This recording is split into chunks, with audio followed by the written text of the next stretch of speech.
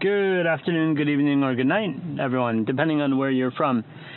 And welcome to the Photographer's Guide podcast, again from my car. But this time, I have a camera and a microphone, so maybe it might actually sound good. Doubt it, but hey, you never know. So on this episode, I wanted to talk about expanding your horizons and really trying something that you haven't done before. So, here we go. So, for those of you who know about me, I am a photographer. I prefer photography over videography. And I'm also an English teacher for a city somewhere in northern Japan. I'd rather not say. But for the city, I started a project with my school. The schools are becoming more digital now because of the age of Corona. And so every kid now has an iPad that they can rent. They borrow from the school. There's one for each kid. And eventually what's going to happen is they will be able to take those home if it goes completely digital and there's another Corona lockdown. So that's what that's for. So in order to get the students to be interested in school, interested in English, and have fun, I decided I went to the school and I said, look, I make videos, I know how to do it, so let me make videos for the school and put them on the school YouTube channel, because all the schools here in my city do have YouTube now. And then we use an unlisted number, an unlisted video, and we use that URL to make QR codes. And so I can introduce, this is class 1-1. This is where the first graders come to, learn. Do simple little videos like that. And my teachers really liked the idea. They have no interest in doing it, so I'm doing something that no one else wants to do. Absolutely no one cares about this at all. But I do. It's something that I enjoy. It's something that's fun for me, so I might as well go ahead and be the one to do it. That way I'm making an impression on the school, on the Board of Education, everyone. And that way I don't really, I'm remembered at least. Maybe because I'm an ALT, I'm an English teacher for an English teacher. I don't have so much job security. None of us do, but maybe it might give me a little bit more of an advantage over the, next time I need to look for a job. I'll have that on my resume. So after I got this started and I got the idea okayed by the school, because of course you need to have it when you're in schools, public schools in Japan. There's so much red tape that the amount of bureaucracy in Japan, not even in school, not just in schools, but even to get things done for, your neighborhood. Think of, what would it be? Think of the housing associations in America. If you want to do something, if you want to grow your grass out 1/2 of an inch, 3 centimeters more, you have to get approval by 17 people and sleep with someone's boss or something like that. It's ridiculous. Here in Japan as well, the bureaucracy is incredible, just incredible. So I had to go through the principal, the vice principal, and then the main head teacher for the English department to get the okay. So they said okay, and then I started my project. I haven't actually started anything. I went and figured out how I'm going to do it and where I can upload all the videos to, and exactly making a script for each different school. That's what I'm working on now. Each different classroom and place within the school. So that was something that's fun, interesting. Yay! I get to make videos in school and not get yelled at. Yay!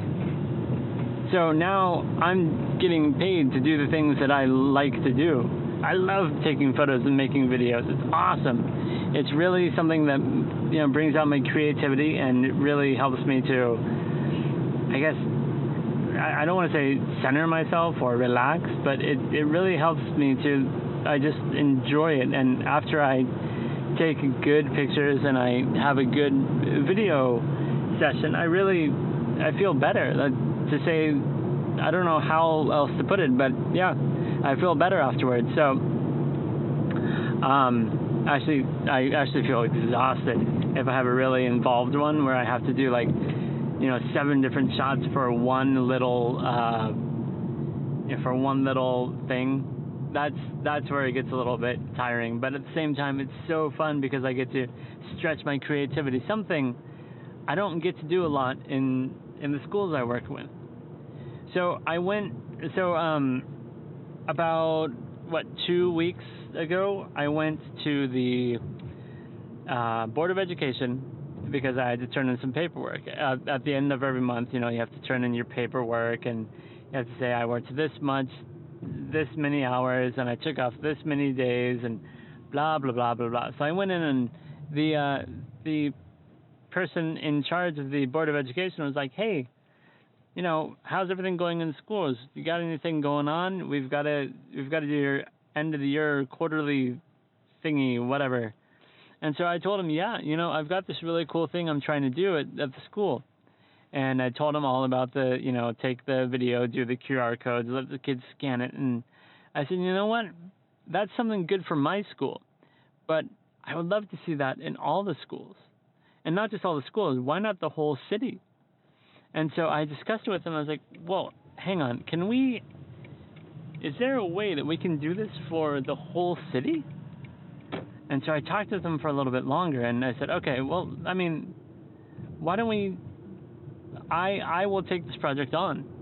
I will be the head, I will be the only one working on this for now until, unless someone volunteers to help out. Doubt it. And so I said, can I go around to the city and go to all the historic spots and all the cool little parks and, all the places that kids love and record a video, a 1 or 2 minute video, and do an English thing and pop an QR code there? And the principal, the person in charge, not a principal, ex-principal actually, because he got promoted. He said, yeah, that's a great idea. Actually, in a lot of other cities, they're having kids do the same thing. So for now, why don't you start it? And then, if it is really something that pops off and people really enjoy, we'll have the students do it as well. So I was like, yeah, all right. So, I didn't know that would happen. I didn't have any inkling that something like that would happen. But I went and I took a chance. And you know what? I took a chance, and I am now the creative director for my city, which is awesome. So that brings me to an interesting point about taking chances. Now, I didn't go to the Board of Education and say, hey, I got an idea, I want to do this and this and this. No. I made sure, look, I've been living in Japan for 11 years now. This is my 11th year. And so I know I'm not an expert by any means about Japanese culture or business. However, I do have a general understanding about, the business and the culture and the way things work in Japan. And so I use that knowledge to, I guess, really make sure I had I dotted my I's, crossed my T's, and I had every aspect thought out before I went in. Some of the things that you'll run into if you ever become an ALT, if there is a job after a while, is privacy. Privacy is number one here in Japan. The people are very, how do I want to say, they're not stuck up, but they're very protective of their privacy, which is a given. Of course, you should be. But it's taken to a whole new level that I've not seen in any other country that I've visited, really. You have to get forms filled out. You have to do all this. You have to make sure that every person within a classroom is okay with some kind of, photo or anything. If you decide to take media, you have to get signatures. You have to meet with the whole community before you do stuff. It's really involved. So when I went to the Board of Education with this idea, I had it all set up, and I had it all already set up. I had some working model already within the schools, so that helped. But at the same time, when I talked about it with them, I had a form already filled out. This is exactly what I want to do. This is why I want to do it. Here's how I'm going to do it. Here's what I'm going to do to make sure no one's in the pictures. And I went through and I took notes of everything that I knew that they would think about. And so when I went there, and I had photos to show, photos with little QR codes on there. So this is the kind of thing I want to do, which, actually the QR code, if you had scanned it, went to the video explaining it, but no one scanned the QR code, which, that's fine. I didn't expect anyone to do it anyways. But so I had all that.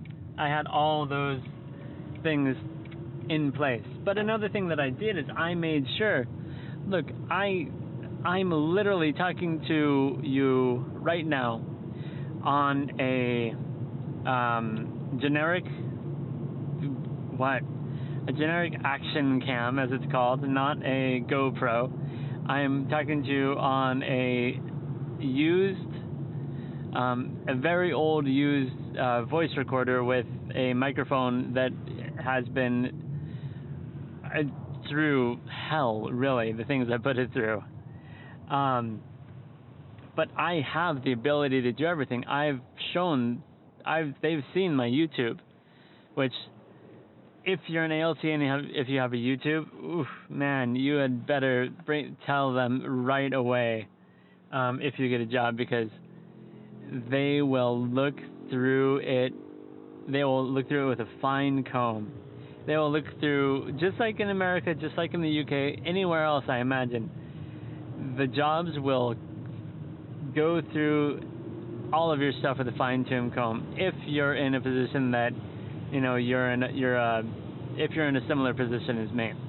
So that was very interesting. So, the whole city is now aware of my presence online, and they are about to be aware of my presence as a photographer and as a filmmaker, because I don't make films.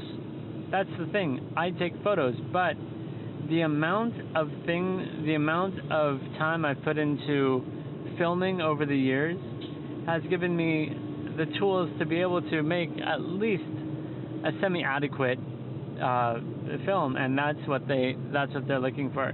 They're not expecting Spielberg. They're not expecting, the Titanic or anything else. They're expecting some foreign guy to sit there,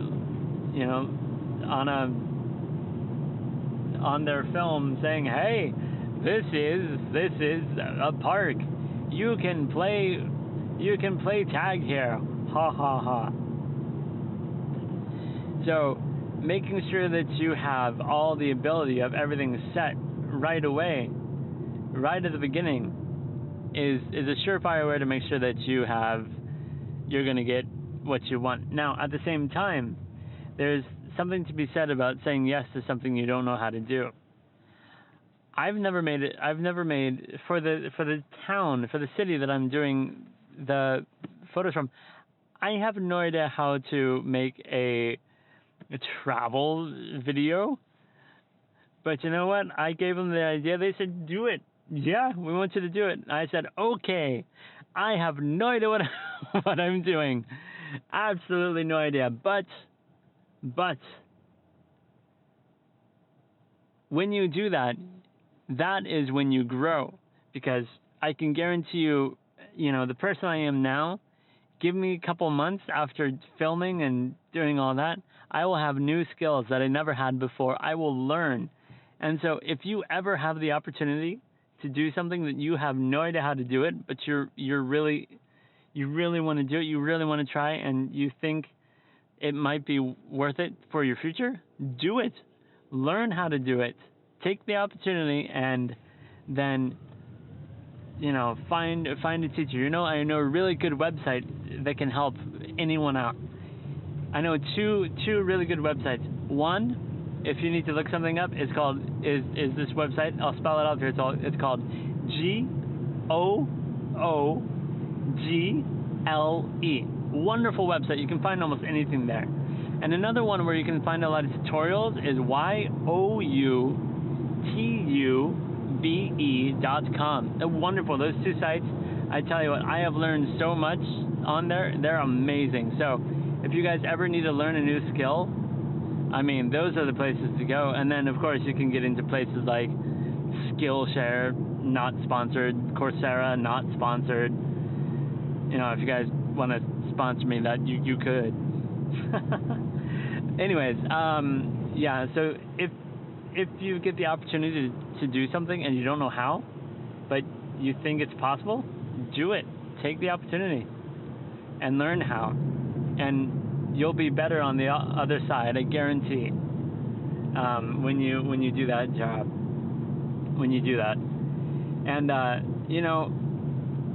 doing some things that you don't know how to do, really hopping in to over your head. You'll learn how to swim, and I can guarantee you this right now. This is gonna look great on my resume. I know I've got the Board of Education is looking at me right now like, yeah, all right, let's see what you got. And I know that when I get this done, I'm being watched by the mayor. I know he's gonna watch. It's a he. I know he's gonna watch these videos. I know he's gonna check out what I'm doing. So I need to do my best. And I was saying earlier, the Board of Education isn't expecting much from me. They're expecting a really crummy video. They think I have the old 1980s JVC 8mm camera, and it's going to be a horrible little handheld thing. Yeah, this is when you have something that you're doing. I think it's important to undersell what you can do, but oversell the end product, if that makes sense. Because if you put the bar really low and give them no expectations, you go in with something with no expectations, like, this is gonna be, not very good, kind of crummy. And then you come out with the, if you go into a movie thinking, oh, this is gonna be horrible, and it comes out to be a cult classic with, a giant following, it comes out good. It comes out, the end product will be better and more appreciated than ever before. So, they don't know what to expect from me. They've maybe seen one or two of my home videos that, to be honest, aren't very good. I don't put a ton of effort into them. I'm getting better at that, but I'm still learning. But I tell you what, I started my first video, like the one for the city, and I spent 3 days just shooting. I set up the story behind it. I set up all the shots. I got new equipment for this, and I am going to blow them out of the water. And you know why? Because if they see me come out with these gigantic, ginormous movies, and they're like, whoa, he can do this, well, then I tell you what, if they see that I'm capable of doing that, one, that might open up a position to the town, to the city, to be like, look, this guy knows what he's doing. Let him be in charge of the whole city's, entertainment, the media of the city. And if I had that opportunity, I would jump on it. to be the media director, the creative director of my city. Oh man, I know that would be so much pressure, but at the same time, I would love it. So that's one thing. And another thing is, look, I don't know how much longer I'm going to have a job with the way the job market is going, with the way that COVID and Corona and everything's going digital. So I'm busting my butt now to make sure that I take the precautions that I need. I'm getting as much media out as I can. I'm getting everything out as fast as I can to make sure that 100% at least my name is known. And if I come out with stellar, amazing videos and they're put on the website, they're scanned by kids everywhere, and the parents see it too. Oh, I mean, that's in my city alone, the city I work in alone, that's close to like 2,000-3,000 students just in the couple schools I go to. In total, that's like close to anywhere between 6,000 to 10,000 people in my elementary schools and junior high schools, and not to mention all the family and friends and everyone else that's going to see this. That's word of mouth. That's better than any advertisement I could ever do. I get these. So there's something to be said about going on Instagram and having an Instagram advertising. I've done it twice, and every time it's very successful for me. I've never really had any paying clients from those, but I've definitely had a turnover of interest. People clicking on my profile, people checking me out, people really sending me messages and really interested in doing business with me, which is awesome. But I pay the bare minimum. That's a couple $100 at the most, and I go local. If I do this is local, but think of all the tourists that come and play at the parks, that visit all the historical sites and do all that. I mean, that's thousands, that's tens of thousands, that's maybe even hundreds of thousands of people a year that come to my city and would scan it and would look me up and say, hey, I like what you're doing, come and do something for my town, for my city, for my business. And that is why I've taken this and I've run with it, and I am going to do everything in my power to make sure that this is a stellar, amazing project, that the end result is just amazing. And I think it's important for people to look at it that way. So if you are stuck in a job that you don't like, you need to find a way to, how do I say this? You need to find a way to change the job to make it something more comfortable to you. Use your skills. Mine is photography and visuals. I'm a visual guy. I like seeing movies. I like creating things. So I use my creativity and my visual, I don't want to say prowess because that sounds snobby, but the skills I've honed, I've used that. And don't get me wrong, it's taken 6 years of hard work to make sure that my video skills, my editing skills, my photography skills are up to par. And it's only after going this far that it's finally turning. And so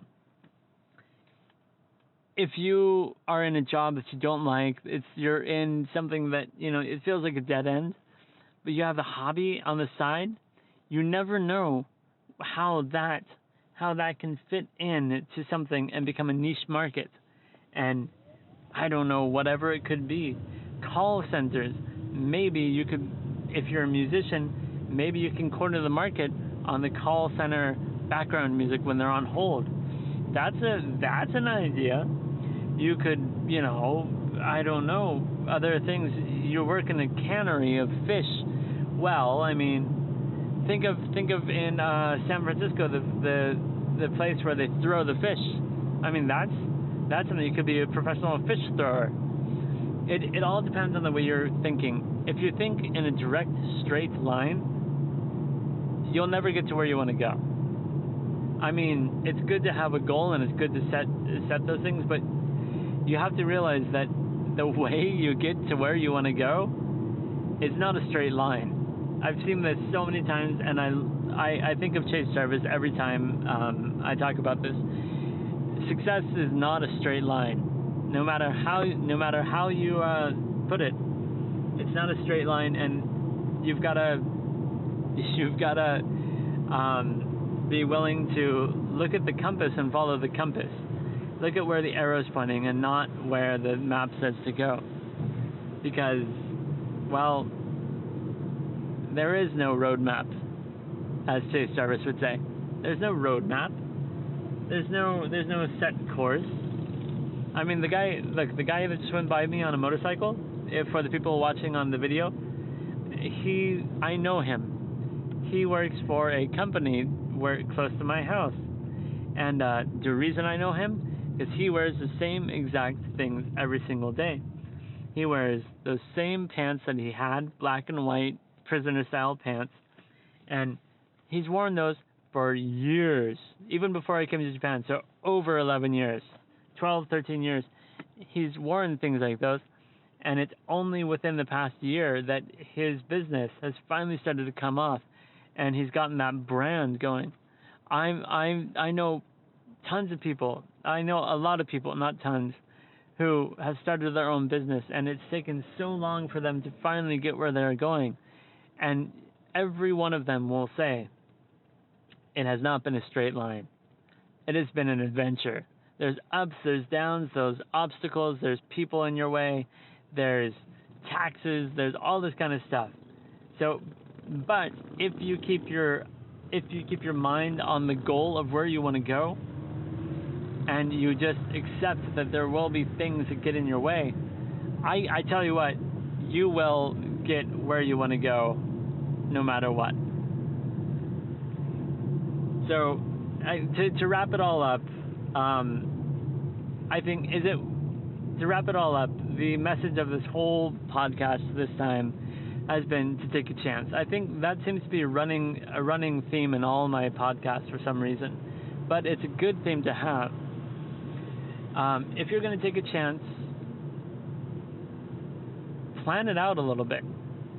I mean, if you're going to go to, like I said, life is not a straight line. You never know where you're going to go. But if you're going to go to your boss and you're going to say, hey, I want to do this, and you don't have a plan, it is going to be like, no, that's a horrible plan. But if you go into your boss and you say, hey, I've got a plan, and this is how it's going to go, and this is what we can do, and this is what I want to do, what do you think? They're going to see it, and they're going to be like, dang, you put some effort, you put some thought into this, and I can see you're excited. Let's do it. And from there is where, things will get curvy, and they'll say, well, we can't do this because of legal reasons, but if you want to do it this way, you can. And you've got to turn, you've got to pivot, you've got to be able to do it. So take that chance, have that plan ready, and be willing to be flexible, because you're going to have to be. And once you're flexible, once you get rid of that ego saying, no, it's my way only. Once you're flexible, once you have a plan and you're ready to go, take the chance, because you never know where the opportunity will take you. So I hope you guys enjoyed the podcast, the car podcast for today. It's been, a long time coming. I've missed last month because I've been super busy at schools and with my own stuff. So sorry I missed an upload, but I have this one for you. If you guys want to reach out to me and connect, find me on Instagram, Lance Sensei, LANTZSENSEI, and you can connect with me there. I had a Twitter, but it got hacked, and so I ended up deleting it. And you can also find me on my website at altsproductions.wordpress.com. And if you guys like this podcast, if you think it, give it a thumbs up. If you think this could be helpful for someone you know, send this to them. I mean, I hope that my words can help other people who are trying to do the same thing I am. Now, that being said, I'm not stupidly successful. I'm not, riding in a jet ski on a boat inside of a bigger boat, that kind of stuff. But I'm successful in my own right, how I want to be. I'm right where I should be in life.